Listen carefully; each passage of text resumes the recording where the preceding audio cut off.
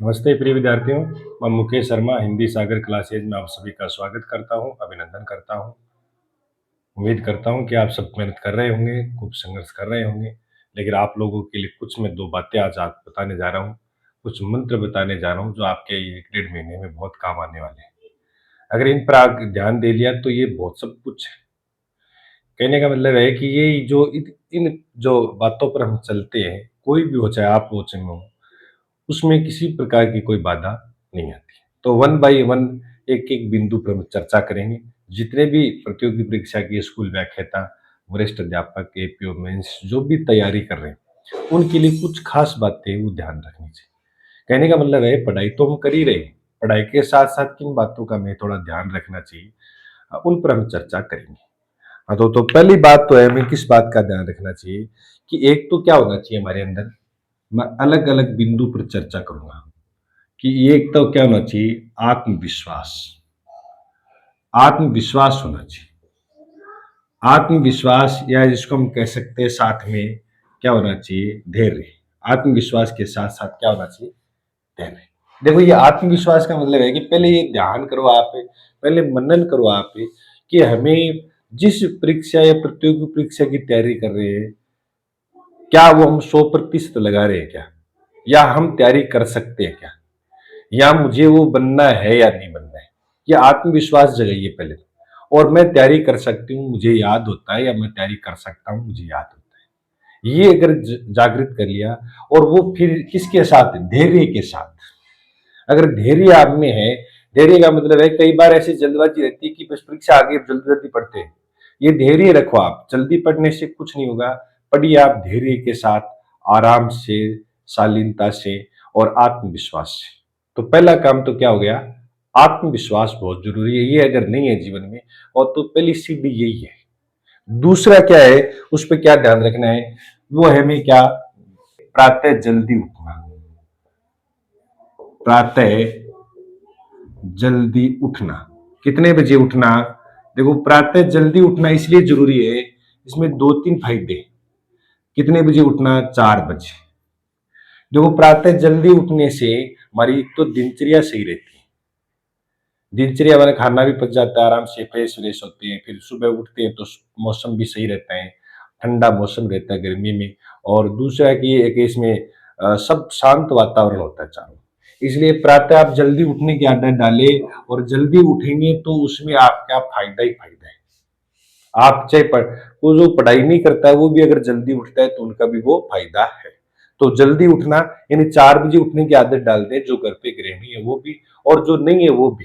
4 बजे उठेंगे तो ये 2-3 घंटे का ये प्लस में रहेंगे। ये मेरा मानना है, बाकी अपने अपने हिसाब से पढ़ रहे वो अलग बात है। लेकिन मैंने जो अपनाया वो बता रहा हूँ आपको, प्रातः जल्दी उठना। अब जल्दी उठें तो देखो, जल्दी जैसे उठेंगे तो हमें पहला काम ध्यान रखना है, जैसे हम जल्दी उठे तो हमें ध्यान और प्राणायाम करना है। चाहे आप 20 मिनट करें, 10 मिनट करें, तो क्या करना है आपको, प्राणायाम। प्राणायाम या ध्यान, या क्या करना है, ध्यान या योगा या योग। ये 3 बातें बहुत जरूरी है आजकल। इनसे क्या होता है कि एकाग्रचित्ता बढ़ती है। चाहे 15 मिनट प्रतिदिन निकाल लें, काफी। आप मन लगा के आंखें बंद करके ध्यान लगाइए कि मैं इस दुनिया में एक मनुष्य जीवन में, मनुष्य योनि में आया हूं, और मेरा क्या कर्तव्य बनता है। मैं जिस परिस्थिति और घर में जन्म लिया हूं, उससे मैं आगे और कैसे बढ़ सकता हूँ, उससे मैं और अच्छा क्या कर सकता हूँ, जिससे और मान सम्मान इज्जत और गर्व से लोग, मेरे घर वाले चले, बहुत अच्छा रहे। मैं आर्थिक रूप से मजबूत कैसे बनूं, अब मुझे किस प्रकार से ज्ञान, ऐसे आप ध्यान करें कि मेरा एक क्या अस्तित्व होना चाहिए समाज में। ऐसे आप ध्यान हो, और उसके बाद प्राणायाम, अनुलोम विलोम जरूर करें, उससे एकाग्र चित्ता बढ़ती है। और स्वास्थ्य में कह रहा है कि जब ये करोगे तो देखो, इससे क्या होगा, आपका जीवन है वो स्वस्थ रहेगा। स्वास्थ्य क्या रहेगा, स्वस्थ रहोगे आप। स्वस्थ, आप क्या रहोगे, स्वस्थ। स्वस्थ रहोगे, यानी स्वास्थ्य पहला काम है ध्यान योग के बाद। मतलब सुबह जैसे आत्मविश्वास पे प्रातः काल जल्दी उठना, फिर ध्यान योग करना। और स्वास्थ्य अगर सही नहीं रहेगा तो हमारी तैयारी नहीं हो पाएगी। मैं बता देता हूँ, जैसे मान लो 10 दिन आप बीमार हो गए, और पढ़ाई करते करते बोलो परीक्षा नजदीक है, या मान लो 6 महीने, 2 महीने, 4 महीने, तो 10 दिन भी बीमार हो गए तो सब कुछ तो नहीं जाता है। लेकिन फिर भी 10 दिन का तो फिर क्या है, हम लेट हो जाते हैं, क्योंकि उस समय फिर पढ़ने का मन ही नहीं करता है। तो आप स्वास्थ्य को भी कम न आंके, यानी स्वास्थ्य का ध्यान रखें। इसके लिए हमें क्या करना पड़ेगा, स्वास्थ्य के लिए मैंने कह दिया, एक तो क्या करना पड़ेगा, आपको ध्यान करना पड़ेगा। ध्यान लगा ले आप, प्राणायाम करें, योग करें तो रहेगा। दूसरा क्या करना है, हेल्दी भोजन खाना है, यानी आपको स्वस्थ रखने वाला भोजन, स्वस्थ रखने वाला भोजन वो खाना है, भोजन खाना है। और वो भी क्या खाना है, भोजन खाना है, और वो भी कम मात्रा में, अल्प मात्रा में, जरूरत के अनुसार, जरूरत के अनुसार खाना है। यानी प्रयास करें कि हम खाना 2 टुकड़ों में, 4 टुकड़ों में 4 बार खा लें, लेकिन थोड़ा थोड़ा खाएं और हेल्दी खाएं, फास्ट फूड न खाएं। उससे क्या होगा कि फूड पॉइजन हो जाएगा, 2-3 दिन हम अस्वस्थ रहेंगे, फिर वो भी बाधा। इसलिए इसका भी बहुत योगदान है, ये छोटी बातें नहीं है। इसलिए स्वास्थ्य का भी ध्यान रखते हुए उसमें स्वस्थ रहने वाला, या जिसको हम कह सकते हैं हेल्दी भोजन आप खाएं, तो आपके लिए बहुत ज्यादा बेहतर रहेगा। फिर क्या करना है हमें, स्वस्थ रहना ही है। स्वस्थ रहेंगे तो फिर ये सारी प्रक्रिया आगे की है। पहला सुख निरोगी का है, स्वस्थ नहीं रहोगे तो पढ़ाई का मन ही नहीं करेगा। इसलिए पहला आप स्वस्थ रहे, और स्वस्थ रहने के बाद फिर आपका मन करेगा कि मैं और ज्यादा पढूं। बीमार रहेंगे तो फिर मन ही नहीं करेगा, पूरे दिन ऐसा रहेगा कि बस सोए रहे, मन ही नहीं करता है। इसलिए स्वास्थ्य का राज 2 ही है, एक तो प्राणायाम, योग, ध्यान, और दूसरा है कि भोजन है वो ऐसा खाएं जो गरिष्ठ न हो, जो क्या नहीं हो, गरिष्ठ यानी भारी नहीं हो, हल्का भोजन ले, सलाद वगैरह आप खा लें। नहीं खाए तो सामान्य भोजन खा लें, जरूरी नहीं कि सलाद ही हो। अब सलाद उपलब्ध नहीं होता है, और कई बार परिस्थितियां भी होती है, तो आप सामान्य भोजन आप खाएं और हल्का भोजन लें तो सही रहेगा। और दूध वगैरह पिए आप समय पर। और खाने में ऐसा नहीं होना चाहिए कि खाना एक टाइम खाया ही नहीं, खाना खाइए आप, लेकिन आप टुकड़ों में खाइए तो ज्यादा बेहतर रहता है, क्योंकि एक साथ खाना खाने से आंतों को आराम नहीं मिलेगा, नींद आएगी। इसलिए आप खाना टुकड़ों में खाइए तो आंतें भी वो आराम से पचा पाएंगे। फिर अगला बिंदु है वो क्या है, वो देखना, वो इंपॉर्टेंट है। यानी वो जो है ना, वो अगर अपना लिया अगला बिंदु, वो हम सबके लिए इंपॉर्टेंट है, लेकिन उसके लिए मन मारना पड़ेगा, और वो महत्वपूर्ण भी है। मन मारना पड़ेगा कैसे भी करके, तो क्या करें, देखो, जरूरत के अनुसार सोशल मीडिया का प्रयोग करें। सोशल मीडिया से दूरी, मीडिया से दूरी, सोशल मीडिया से दूरी, इनसे दूर रहोगे तो फायदा ही फायदा है। जैसे मान लो किसी का फोन आ गया तो उठा सकते हैं, फोन करना और उठाना, बस इतना ही ध्यान रखें। और फिर अगर आपने कोई एक यूट्यूब चैनल ले रखा है तो उससे आप पढ़ सकते हैं। बाकी फेसबुक, व्हाट्सएप, जो फेसबुक, इंस्टाग्राम वगैरह वगैरह सब छोड़ दे। इनसे दूरी बनाना रामबाण का काम रहेगा। इन फोन से दूर रहना है, वो आपके लिए बहुत महत्वपूर्ण है। आप एक बार करके देखना, 1-1.5 महीने, आपको सुकून मिलेगा और फिर आपका मन लग जाएगा। जैसी घंटी बजती है, थोड़ा सा ध्यान हमारे उस तरफ जाता है, फिर हम बाधित हो जाते हैं। फिर एक रील देखना शुरू करते हैं, फिर आगे से आगे रील चलती रहती है, रुकती उसमें है नहीं, फिर आगे से आगे हम क्या करते हैं, पढ़ते जाते हैं। इसलिए इन सोशल मीडियाओं से, एंड्रॉइड फोन से क्या रहे, आप दूर रहे। और आप व्हाट्सएप पर अगर कोई मैसेज आ रहा है, कोई आपके परीक्षा से संबंधित, उस पर आप जरूर देख लें। कोई एक जो व्यक्तिगत कोई चैनल ऐसा होगा, जो ग्रुप बना होगा ऐसा, उस ग्रुप पर आप देख सकते हैं। और बाकी की आपका कोई यूट्यूब चैनल से आपने वीडियो जो कोर्स ले रखा है, उस पर आप वीडियो देखें। ज्यादा यूट्यूब चैनल भी आप न देखें, और फेसबुक का कोई काम नहीं है, और इंस्टाग्राम का कोई काम नहीं है, इससे आप दूर हो जाइए। अगर आपको सफल होना है, एकाग्र चित्ता रखनी है, स्मरण शक्ति बढ़ानी है, तो इससे आप दूर होना पड़ेगा। फिर क्या कर रहे हैं कि कई बार हम ये अपनाते नहीं है, ये मानते भी नहीं है, तो सोशल मीडिया से दूरी तो है ही है। फिर देखो इसमें पारिवारिक कार्यों से, या पारिवारिक पारिवारिक के कार्यों से दूर रहे। कार्यों से बच्चे, कार्यों से बचे आप, प्रयास करें कि उनसे बचे आप। कैसे बचेंगे, उनसे कम काम करें।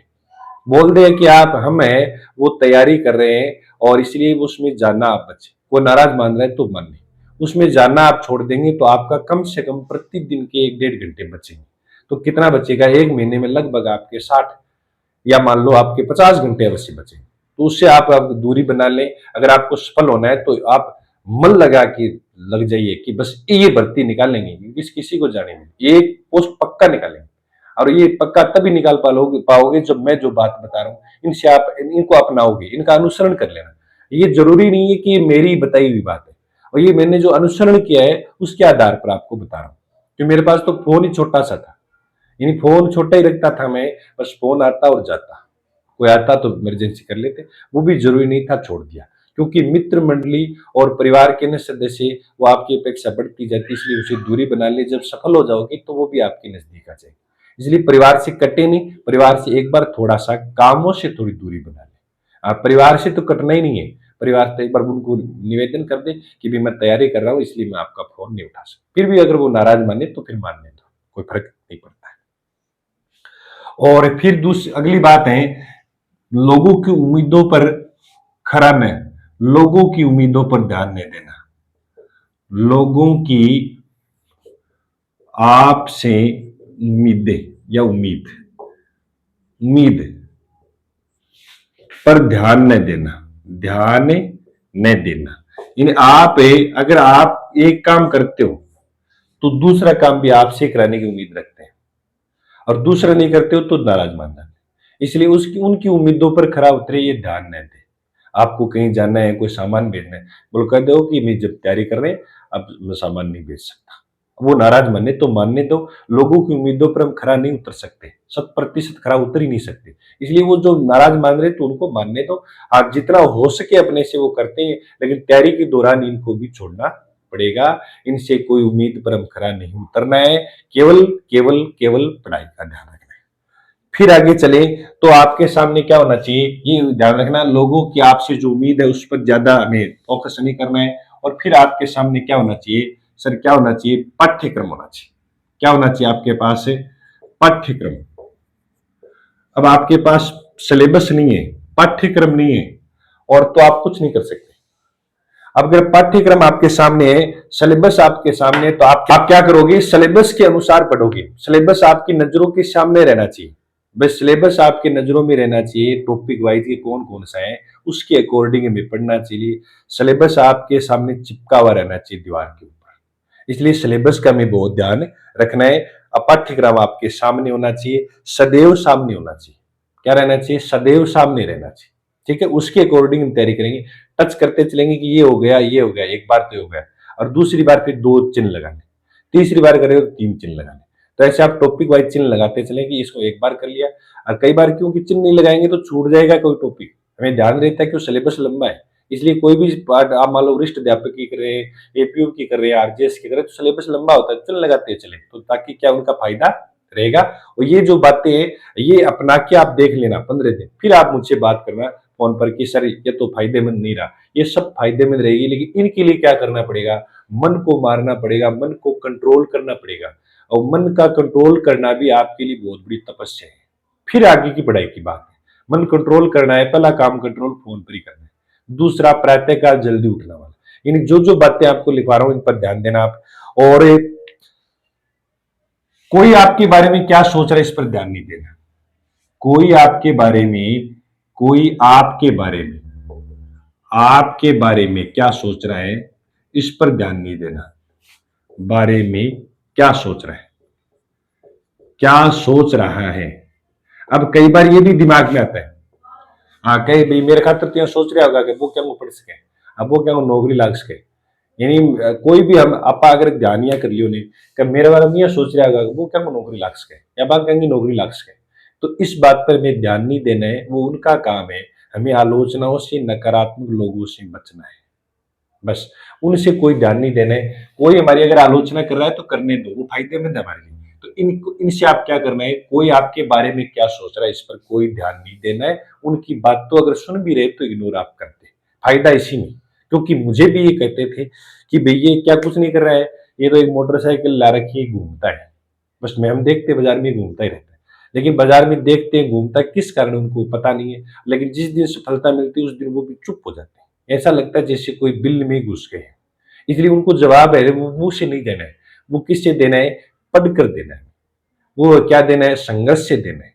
ऐसे किसी का जवाब सफल भी हो जाओ तब भी जवाब नहीं देना, क्योंकि वो अपने आप लग जाता है। फिर देखो आप क्या करेंगे कि प्रतिदिन हमें क्या करना है, प्रथम प्रश्न पत्र हो या द्वितीय, प्रथम प्रश्न पत्र या द्वितीय प्रश्न पत्र, कोई सा भी प्रश्न पत्र हो, द्वितीय प्रश्न पत्र अगर आप पढ़ रहे हो तो इन पर ध्यान देना।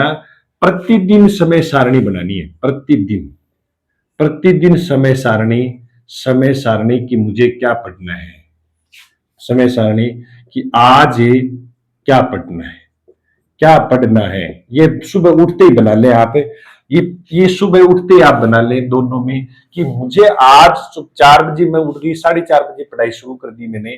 तो हमें आगे अब शाम तक जैसे 10 बजे तक पढ़ेंगे तो किस प्रकार से हम पढ़ेंगे, इसका समय सारणी आज की पहले बना लें। इसकी समय सारणी का फायदा ये होता है कि आप टुकड़ों में बनाएंगे छोटे छोटे, कि आज में इस प्रकार ये टॉपिक पढ़ना है, फिर काव्य शास्त्र पढ़ना है, फिर गद्य पढ़ना है, फिर हमें संविधान पढ़ना है, फिर ये भूगोल पढ़ेंगे। आप जरूरी नहीं कि सारे ही बनाएं, दूसरे दिन दूसरे का बना लें। तो इस प्रकार से आप प्रतिदिन समय सारणी बना के पढ़ें अब वर्तमान में, अब आगे समय बचा उसके हिसाब से, तो उसका फायदा रहेगा। जो आपका पॉइंट है वो मान लो थोड़ा सा वीक है, उस पर आप ज्यादा ध्यान दे दें। जैसे करंट जीके वीक होता है, उस पर करंट जीके नजदीक जैसे जैसे आ रहे हैं तो ऐसा लग रहा है कि समय कम बचा है, समय बहुत है। आप 12 महीने का करंट जीके याद करके जाए, हथियार पूरे रखें। हो सकता है कि युद्ध में सामने सेना कैसी आ जाए, कमजोर भी आ जाए तो कोई दिक्कत नहीं, क्या पता कोई सेना मजबूत आ जाए, तो उसके लिए हथियार साथ रखने चाहिए। यानी आपको 12 महीने का करंट जीके याद करना जरूरी रहता है, और उसमें फायदा ही रहेगा। 12 महीने का करंट जीके का ये फायदा रहेगा कि 12 महीने का तो पूछते ही है। हो सकता है कि वो पूछ ले आज से मान लो अब से छोड़ करके पीछे 10 महीने का, तो 12 महीने का आप तैयार करके जाएं, और जो तैयार करें वो बहुत मजबूती से आप करें। तो इनकी आप रणनीति बना लें, इनकी प्रथम प्रश्न पत्र और द्वितीय प्रश्न पत्र की प्रतिदिन हमें क्या पढ़ना है, टुकड़ों में किस प्रकार से हमें पढ़ना है, इस बात पर भी हमें ध्यान देना है। फिर आगे कि अब कई ऐसे सोचते हैं कि आज मैं 10 घंटे पढ़ूंगी या 10 घंटे पढ़ूंगा। तो देखो 10 घंटे नहीं पढ़ना है आपको, आपको क्या करना है, कोई भी टॉपिक होता है, उनको क्या करना है, टॉपिक को टुकड़ों में बांटना है। किसमें बांटना है, टुकड़ों में बांटकर, टुकड़ों में बांटना है, टुकड़ों में बांटना है। और उसको क्या पढ़ना है, क्षमता अनुसार पढ़ना है, क्षमता अनुसार। कोई आपको फोन पर ये कह दे कि मैंने तो आज ये पढ़ लिया, क्षमता अनुसार पढ़ना है कि भी आज तो मैंने ये टॉपिक तो पूरा ही निकाल लिया, तो वो उनका काम है। हो सकता है उनकी क्षमता ज्यादा है, किसी दूसरे से तुलना न करे कि वो ज्यादा निकाल रहा है या कम निकाल रहा है। हमें अपना ध्यान देना है कि मेरी क्षमता कितनी है। आप मान लो कईयों के शरीर काम नहीं करता, मान लो वो जल्दी ऊर्जा खत्म हो जाती है, तो आप 2 घंटे में आप छोड़ दे एक बार, फिर आप 1.5 घंटे बाद वापस आधे 15-20 मिनट बाद में 1.5 घंटे पढ़ के फिर वापस छोड़ दे। यार बीच बीच में आप टुकड़ों में पढ़ सकते हैं, छोटे छोटे टुकड़ों में बांट लें और क्षमता अनुसार पढ़े, अपने अनुसार पढ़े तो फायदा रहेगा, चयन पक्का होगा। दूसरे की बात दिमाग में लानी हमें नहीं। फिर बात चलते हैं कि अब जो जितना आज सुबह से लेकर शाम तक पढ़ा है, कि सर पढ़ तो लिया हमने, सुबह से लेकर शाम तक टाइम टेबल बना लिया, छोटे छोटे टुकड़ों में पढ़ लिया, तो क्या करना है फिर हमें, रात को सोने से पहले, रात को सोने से पहले पहले दिन में जो पढ़ा है, पहले दिन में पढ़े हुए का, दिन में पढ़े हुए वे का क्या करना है, स्मरण करना है, स्मरण करना है। यानी दिन में हमने क्या पढ़ा उसका क्या करना है, स्मरण करना है आपको, कि आज सुबह से लेकर हम रात को 10 बजे तक हमने क्या पढ़ा। सोने से पहले एक बार आप मोटा मोटी स्मरण कर लें, एक बार पुनः वो रील घुमा दे जो हमने क्या पढ़ा है। उसका फायदा ही रहता है, उसका स्थायित्व आ जाएगा। सोने से पहले अगर याद करोगे तो फिर उनका एक प्रकार से स्थायित्व रहेगा, वो हमेशा याद रहेगा। वो ऐसा रहेगा कि मैं स्मरण कर रही थी सोते समय, स्मरण कर रहा था सोते समय, तब मुझे याद था ये, तो परीक्षा हॉल में ये आपको बातें रील घूमती रहेगी। तो स्मरण जरूर करें आप सोते समय, उसका क्या होगा, स्थायित्व बना रहेगा। ठीक है। और फिर मैं आपको बताऊं एक बात कि घंटे देख कर मत पढ़ो, मतलब घंटे मत देखो कितने घंटे पढ़े, तो ठीक है। तो घंटे देख कर, मतलब घंटे देख कर मत पढ़ो कि मैंने आज इतने घंटे पढ़ लिया, आज मैंने 10 घंटे पढ़ लिया, मुझे 10 घंटे पढ़ना है।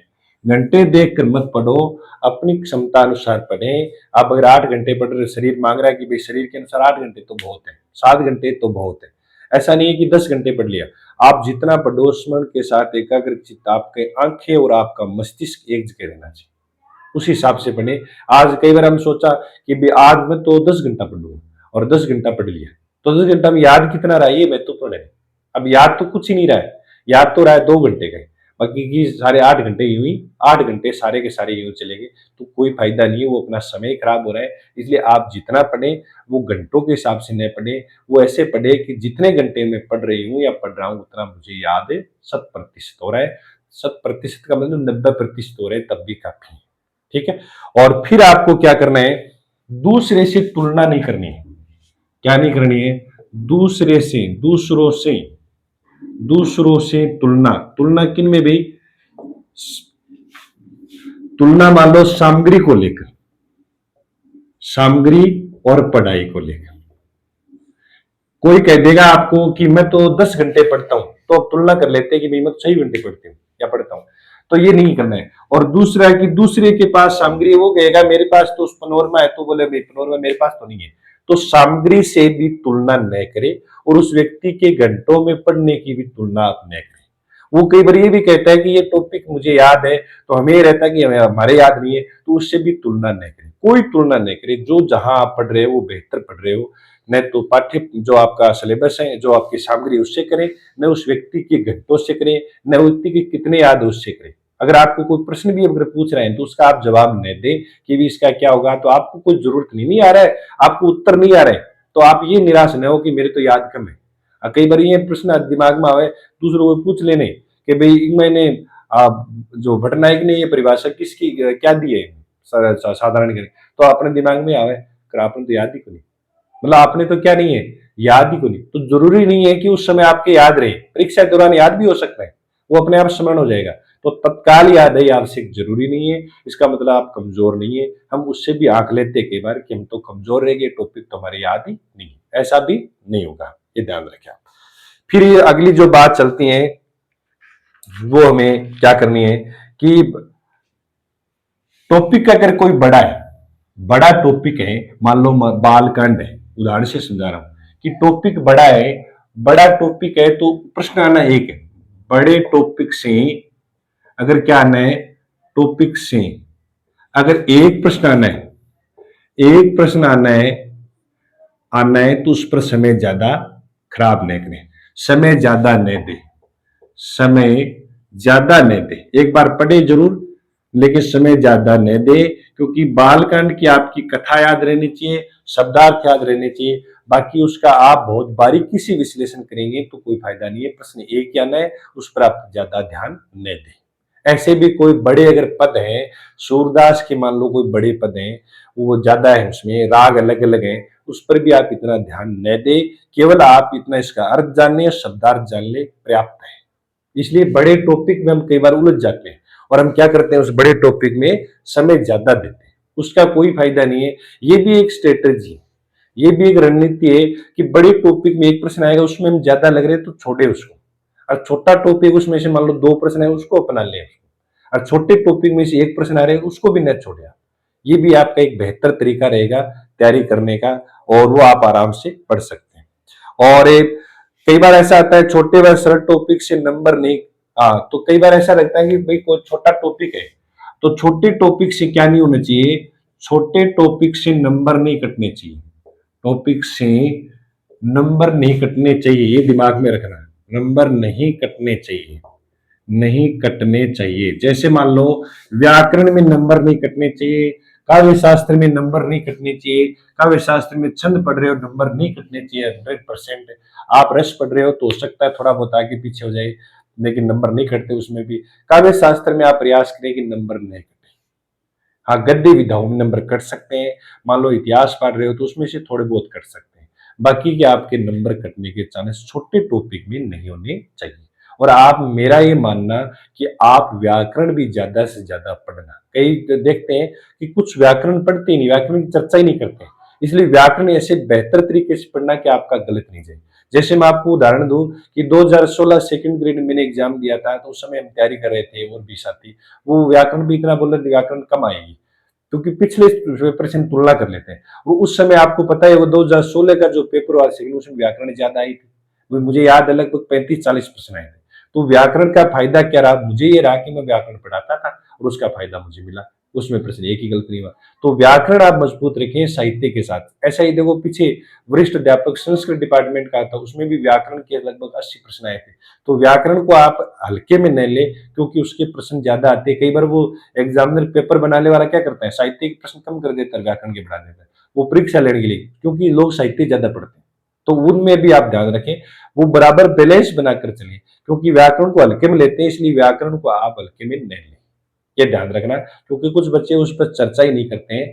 तो ये आप मोटी मोटी बातें अगर ध्यान रखोगे, मैं पुनः बता देता हूँ। एक तो प्रातः जल्दी उठना, आसन उठ जाएंगे। उठने के बाद आप प्राणायाम योग ध्यान करें, और फिर ये करें कि आज मुझे सब सुबह से लेकर शाम तक क्या पढ़ना है, इसका टाइम टेबल बना लें, दोनों पेपरों का टाइम टेबल बना लें। और फिर आप टाइम टेबल बनाते हुए क्या करें, घंटे देख करने पड़े, उस टाइम टेबल के हिसाब से आप पढ़ते रहें।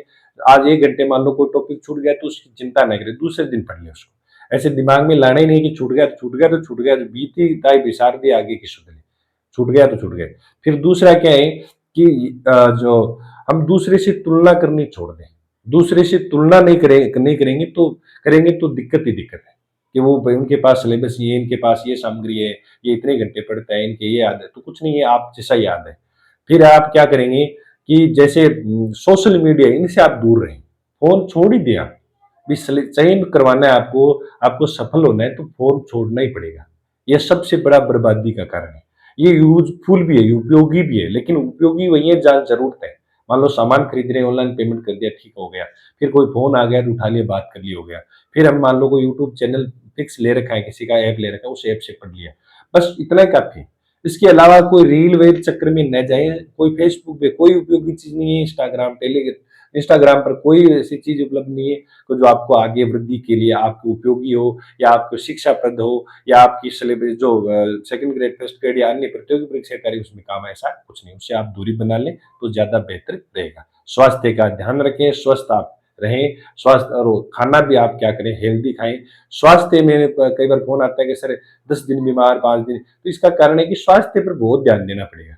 आप अगर बीमार हैं तो आप 5-7 दिन आप दवाई डॉक्टर से चेकअप करा के दवाई ले लें, और परीक्षा तक आप स्वास्थ्य का ध्यान रखें। उठने का, पानी पीने का, खाने का, सब आप ध्यान रखेंगे। ठंडा ज्यादा नहीं पिए गर्मी में, ठंडा कई बार पी लेते हैं, ठंडा पे जो आप रस मान लो पेट पी लेते हैं, तो उससे भी क्या होता है, नुकसानदायक। ये छोटे छोटे आप बातें ध्यान रखोगे। रात्रि को प्रातः का, रात्रि मान लो आप 10 बजे उसमें सो जाइए समय पर, प्रातः काल 4 बजे उठ जाइए। दिनचर्या आपको बनानी पड़ेगी, और शरीर को कष्ट होगा। शरीर को कष्ट होगा तो समझ लीजिए सफलता आपके नजदीक है। और शरीर को कष्ट नहीं हो रहा है, शरीर को आराम मिल रहे हैं और मस्तिष्क को आराम मिल रहा है, समझ लो आपकी सफलता दूर जा रही है।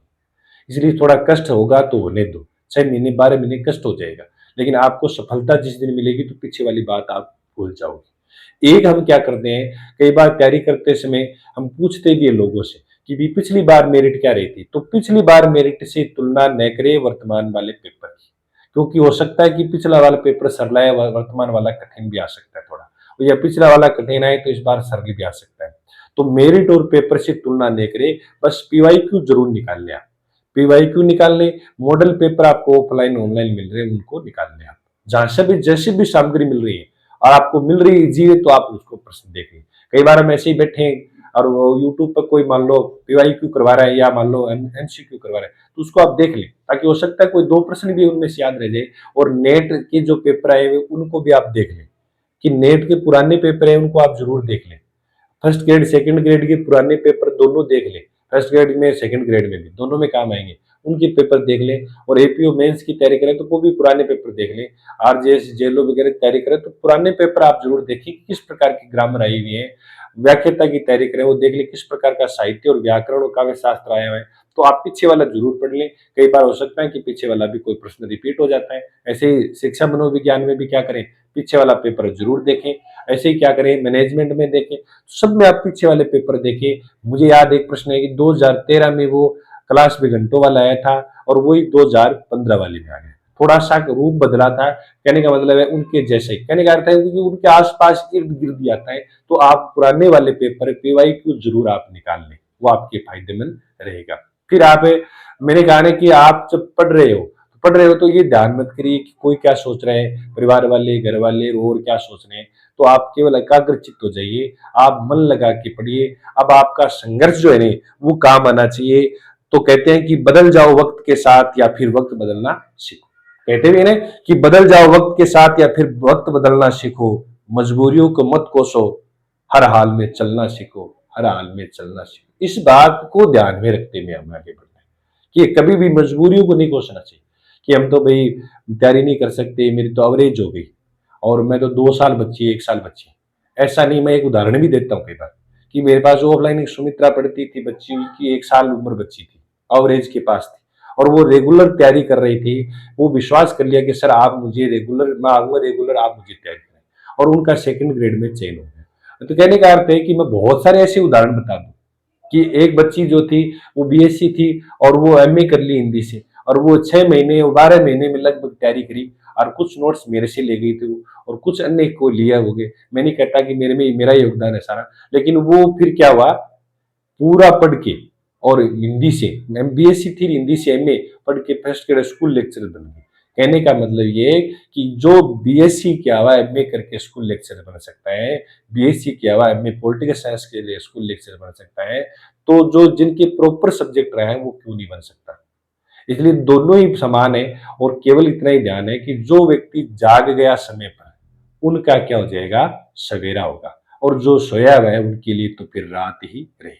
इसलिए आप उल्लू बन जाइए, उल्लू बन जाइए नहीं, रात को ही दिन समझ लीजिए। आप रात को दिन समझ के अगर तैयारी करेंगे तो कोई दिक्कत आपके नहीं आएगी। इन बातों का आप जरूर ध्यान रखें और खुद के सपने के पीछे इतना भागो आप, खुद के सपनों के पीछे, सपने के पीछे इतना भागो आप कि एक दिन तुमसे मिलना लोगों का क्या बन जाए, सपना बन जाए। एक खुद के सपने के पीछे इतने भागो आप कि एक दिन क्या हो जाए, एक दिन तुमसे मिलना लोगों का क्या बन जाए, सपना बन जाए। बस इसी थीम को अपनाते हुए, इसी बात को अपनाते हुए आप संघर्ष करेंगे, मेहनत करेंगे, तो देख लेना वो दिन दूर नहीं। अब ठीक है, लेकिन मैंने जो कहा है ना उन बातों पर ध्यान रखना। सोशल मीडिया प्रातः जल्दी उठना, प्राणायाम ध्यान करना, स्वास्थ्य का ध्यान करना, हेल्दी खाना, दूसरे से तुलना नहीं करना, लोगों की उम्मीदों पर खरा न उतरना, पारिवारिक कार्यों में हम कई कहते हैं कि भी परिवार में शादी है तो वहां जाना जरूरी है। अब क्या जरूरी है, 1.5 महीने परीक्षा का बच्चा है, शादी है तो होने दो भी। आपकी शादी यही है, आपका जो त्योहार भी यही है, आपका उत्सव यही है। कहने का मतलब है कि परीक्षा में सफल होना ही सबसे बड़ा त्योहार उत्सव है, सबसे बड़ा मतलब आपके लिए वही है। अब उस दिन आपके लिए त्योहार आएगा, उस दिन आपकी खुशी आएगी। ये सर्वे सर्वा है यही, तो उनकी ओर क्यों ध्यान दें। फिर हमें हमारा काम करना चाहिए पहला, और फिर हम दूसरा काम करेंगे तो ज्यादा बेहतर रहेगा। मेरी बात जरूर आपको एक बार कड़वी लगेगी, लेकिन सच है, क्योंकि काम हम ही आएंगे अपने परिवार के लिए, कोई दूसरा हमारे काम नहीं आएगा। इसलिए दूसरे के काम तब आए आप, या दूसरे काम तब करें जब आप ठाले बैठे हो या आपके पास कोई काम नहीं है, परीक्षा आपने दे ली है, तो उस समय आप करें काम। लेकिन परीक्षा की आप तैयारी करें तो उस समय आप आधे पौने घंटे वाला काम है तो अलग बात है, बाकी पूरे पूरे दिन आप कोई काम में, कोई प्रोग्राम में, कहीं अन्य दूसरी जगह सफर में जा रहे हो, तो उसमें आपका समय का लॉस हो रहा है, आपका समय बीतता जा रहा है। क्योंकि परीक्षा का तो समय निश्चित है कि जून में होनी है तो होनी है, इसका मतलब परीक्षा तो नजदीक है ही और उस समय होनी है। तो क्यों न हम समय का सदुपयोग करते हुए पढ़ेंगे, और लग जाइए आप जी जान से एक पोस्ट के लिए कि आपको एक पोस्ट चाहिए, एक पोस्ट चाहिए तो आप तरीके से अपनाइए, तरीके अपना के आप पढ़ें, संघर्ष करें, जुनून के साथ पढ़ें कि मैं चाहता हूं इस बार कि जो आप संघर्ष कर रहे हो इस बार आपका जरूर आप सफल हो जाओगे। कोई रोकने वाला नहीं है, लेकिन आप मन को कंट्रोल करिए, मन आप एकाग्रचित रखिए, फोन से, अन्य गतिविधियों से आप दूर रहेंगे, एकाग्रचित होकर बस पुस्तकों से प्रेम करेंगे, उनको ही सब कुछ मानेंगे, या बस पुस्तकों के प्रति आप क्या हो जाएंगे, पागलपन रखेंगे, पढ़ने के प्रति पागलपन रखेंगे, तो आपको आगे फायदा। देखिए आर्थिक रूप से मजबूत हो जाओगे, समाज परिवार में आपकी इज्जत मान सम्मान बढ़ेगा। नहीं तो देखो नौकरी नहीं लगने के बाद जब हम और काम करते हैं, मान लीजिए किसानी का काम करते हैं, कोई मजदूरी का काम करते हैं, अन्य प्राइवेट काम करते हैं, उनमें न तो आपको इतनी तनख्वाह मिलेगी, आर्थिक रूप से आपका शोषण होगा, और आप धीरे धीरे मानसिक रूप से प्रताड़ित होते जाएंगे। इसलिए आप मेहनत करिए और मेहनत से संघर्ष करिए, सफलता जरूर मिलेगी। आज के लिए इतना ही है, धन्यवाद, जय हिंद।